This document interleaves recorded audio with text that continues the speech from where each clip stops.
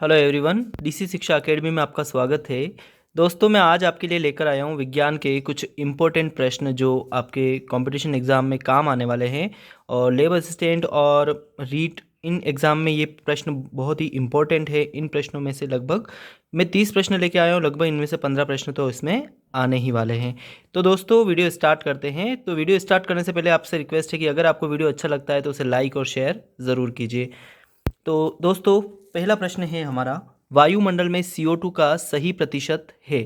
तो इसके ऑप्शन दे रखे हैं। ए दे रखा है 0.03, 0.30, 1.33 या 10.30। तो दोस्तों, आप भी इनमें से गेस कीजिए कि आपको कौन सा इसमें से ऑप्शन राइट नज़र आ रहा है। तो इसका ऑप्शन सही है ए, 0.03। दूसरा प्रश्न है, प्रकाश संश्लेषण की दर सर्वाधिक होती है, यानी प्रकाश संश्लेषण की जो दर है वो सर्वाधिक किस प्रकाश में होती है।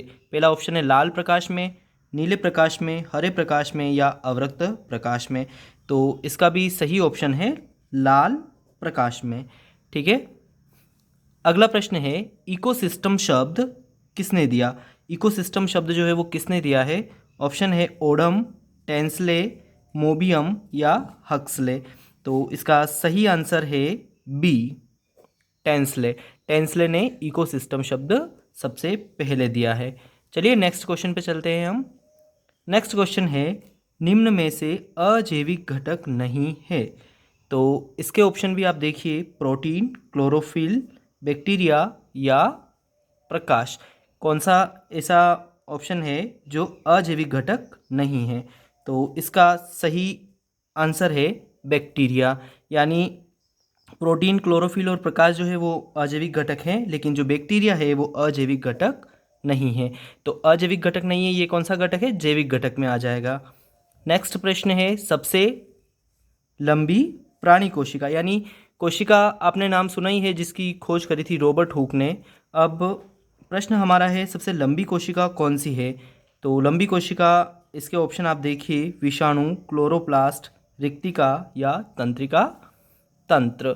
इनमें से सबसे लंबी कोशिका कौन सी है। तो सबसे लंबी कोशिका जो होती है वो तंत्रिका तंत्र की कोशिका सबसे लंबी होती है। नेक्स्ट प्रश्न है, माइटोकॉन्ड्रिया को सबसे पहले किसने देखा था। माइटोकॉन्ड्रिया जो है वो कोशिकाओं में पाया जाता है। अब सबसे पहले उसका अध्ययन करने के लिए सबसे पहले किसने माइटोकॉन्ड्रिया को देखा। तो ऑप्शन आप देखिए, लुइस ब्रेल है, अल्टमान, सावर्ट या ब्राउन। इनमें से आप गेस कीजिए कि सबसे पहले माइटोकॉन्ड्रिया को किसने देखा था। तो इसका सही आंसर है अल्टमान। चलिए नेक्स्ट क्वेश्चन पे चलते हैं। नेक्स्ट क्वेश्चन है, कोशिका के अंदर ATP के रूप में ऊर्जा उत्पन्न होती है, यानी कोशिका के अंदर जो ऊर्जा उत्पन्न होती है ATP के रूप में, वो कहाँ पर उत्पन्न होती है। ठीक है। तो कोशिका के कौन से भाग के अंदर ATP के रूप में ऊर्जा उत्पन्न होती है। ऑप्शन आप देखिए, डिक्टियोसोम, क्लोरोप्लास्ट, माइटोकॉन्ड्रिया या पराऑक्सीसोम। इनमें से सही आंसर कौन सा है। तो सही आंसर है हमारा सी, माइटोकॉन्ड्रिया।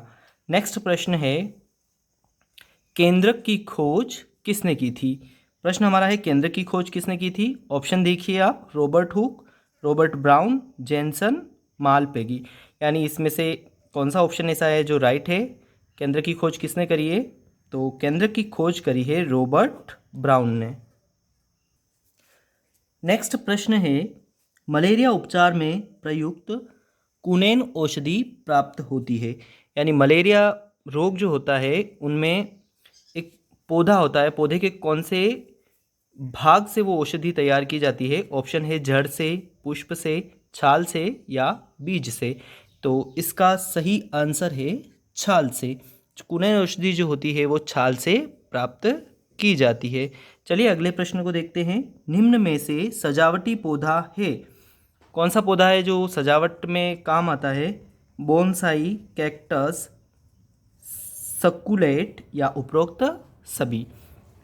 तो ये तीनों ही पौधे जो है वो सजावटी पौधे हैं। तो इसका आंसर होगा आपका उपरोक्त सभी। अगला प्रश्न है, हीमोफीलिया रोग का वाहक कौन है। हीमोफीलिया रोग जो है उसका वाहक कौन है। तो वाहक कौन है। ऑप्शन देखिए आप, माता, पिता, मादा मच्छर या सभी। तो हीमोफिलिया रोग है उसका वाहक पूछा है इसने, तो वाहक कौन होगी? हमेशा माता या स्त्री होगी। स्त्री इस रोग की वाहक होती है, यानी स्त्री के माध्यम से ही ये रोग अगली पीढ़ी में संचित हो जाता है, यानी अगली पीढ़ी में ये रोग फैल जाता है, पहुंच जाता है। नेक्स्ट क्वेश्चन है हमारा, मनुष्य की प्रत्येक कोशिका में कितने जोड़ी गुणसूत्र पाए जाते हैं? मनुष्य की प्रत्येक कोशिका में कितने जोड़ी गुणसूत्र पाए जाते हैं? तो इसका सही आंसर है सी, यानी 23 जोड़ी गुणसूत्र पाए जाते हैं। अगला प्रश्न है, आनुवांशिक नियमों का प्रतिपादन किसने किया? आनुवांशिक नियम सबसे पहले किसने दिए थे? ऑप्शन है मेंडल, लेमार्क, अरस्तु, डार्विन। तो सही आंसर इसमें आप देखिए, सही आंसर कौन सा होगा? मेंडल।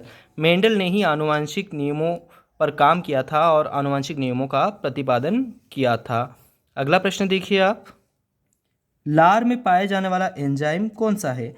लार के अंदर कौन सा एंजाइम पाया जाता है? ऑप्शन है ट्रिप्सिन, रेनिन, टाइलिन या पेप्सिन। तो लार के अंदर कौन सा एंजाइम पाया जाता है? टाइलिन एंजाइम पाया जाता है।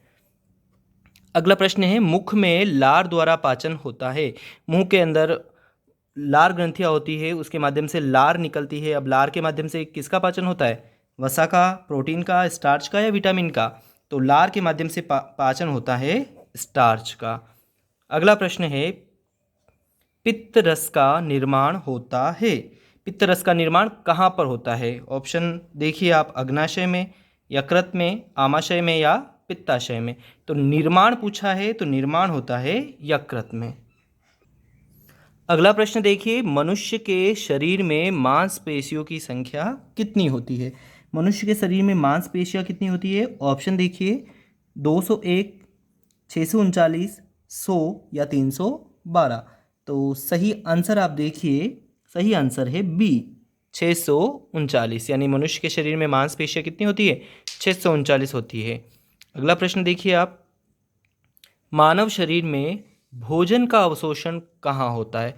मानव के शरीर के अंदर भोजन का जो अवशोषण है, सबसे ज़्यादा अवशोषण भोजन का कहाँ पर होता है? ऑप्शन देखिए, यकृत, आमाशय, छोटी आंत या बड़ी आंत। तो मानव शरीर में भोजन का अवशोषण जो है वो सबसे ज़्यादा होता है छोटी आंत में। हमारे शरीर के अंदर दो प्रकार की आंत मिलती है, छोटी आंत और बड़ी आंत। भोजन का जो अवशोषण है वो छोटी आंत में ही होता है सबसे ज़्यादा। अगला प्रश्न है, मानव रक्त के पीएच मान कितना होता है? मानव के रक्त का पीएच मान कितना होता है? पीएच मान होता है 7.4। ऑप्शन सी इसका राइट है। नेक्स्ट प्रश्न आप देखिए, रक्त परिसंचरण का सर्वप्रथम अध्ययन किसने किया था? शरीर के अंदर रक्त परिसंचरण तंत्र पाया जाता है, तो सबसे पहले अध्ययन रक्त परिसंचरण तंत्र का किसने किया है? ऑप्शन आप देखिए, land Steiner, Kornberg, William Harvey या ब्राउन ने। तो रक्त परिसंचरण का अध्ययन सबसे पहले किसने किया था? विलियम हार्वे ने। दोस्तों आप भी साथ साथ प्रश्न को देखते जाइए और पहले अपना आंसर गेस कीजिए और पता लगाइए कि आपके कितने आंसर सही है और कितने गलत हैं। अगला प्रश्न आप देखिए, मानव में रुधिर बैंक का कार्य कौन करता है? ऑप्शन देखिए, तिल्ली, फेफड़ा, हृदय, यकृत। मानव में ब्लड बैंक का कार्य कौन करता है? तिल्ली। तिल्ली को ही हम क्या कहते हैं? प्लीहा कहा जाता है, जो कि ब्लड बैंक का कार्य करती है। मानव शरीर का सबसे बड़ा अंग कौन सा है? शरीर का सबसे बड़ा अंग कौन सा होगा? मस्तिष्क, हृदय, यकृत या वृक्क। यानी शरीर का सबसे आंतरिक सबसे बड़ा अंग पूछा है यहाँ पर। सबसे बड़ा अंग कौन सा होगा? यकृत। अगला प्रश्न है, ग्लूकोज का रासायनिक फॉर्मूला क्या है? ग्लूकोज का रासायनिक फॉर्मूला क्या है? ऑप्शन आपके पास 4 दे रखे हैं, C6H12O6, C6H11O7, C6H6O6 या डी ऑप्शन है C6H10 या O8। तो सही आंसर आप बताइए कौन सा है इसमें से, जल्दी गेस कीजिए। तो सही आंसर है ए, C6H12O6। नेक्स्ट प्रश्न है आपका, दूध में पाया जाता है, दूध में इनमें से कौन पाया जाता है? Maltose, glucose, lactose, sucrose. तो दूध में क्या पाया जाता है? दूध में लैक्टोज पाया जाता है। अगला प्रश्न है, विटामिन सी की कमी से होने वाला रोग है। विटामिन सी की कमी से कौन सा रोग होता है? रतौंधी, रिकेट्स, स्कर्वी या बेरी। तो विटामिन सी की कमी से जो रोग होता है वो होता है स्कर्वी। ठीक है। नेक्स्ट प्रश्न है, कोशिका की अनियंत्रित वृद्धि से होने वाला घातक रोग कौन सा है? कोशिका की अनियंत्रित वृद्धि हो जाती है शरीर में, तो ऐसा रोग कौन सा है? एड्स, कैंसर, गठिया या पोलियो? तो इसका आंसर है कैंसर। कैंसर में क्या होता है, कोशिका जो है अनियंत्रित वृद्धि करती है और ये रोग फैल जाता है। विश्व एड्स दिवस कब मनाया जाता है? अगला प्रश्न देखिए आप, विश्व एड्स दिवस कब मनाते हैं? ऑप्शन है 1 दिसंबर, 1 अक्टूबर, 1 जनवरी, 1 जून। तो विश्व एड्स दिवस मनाया जाता है 1 दिसंबर को।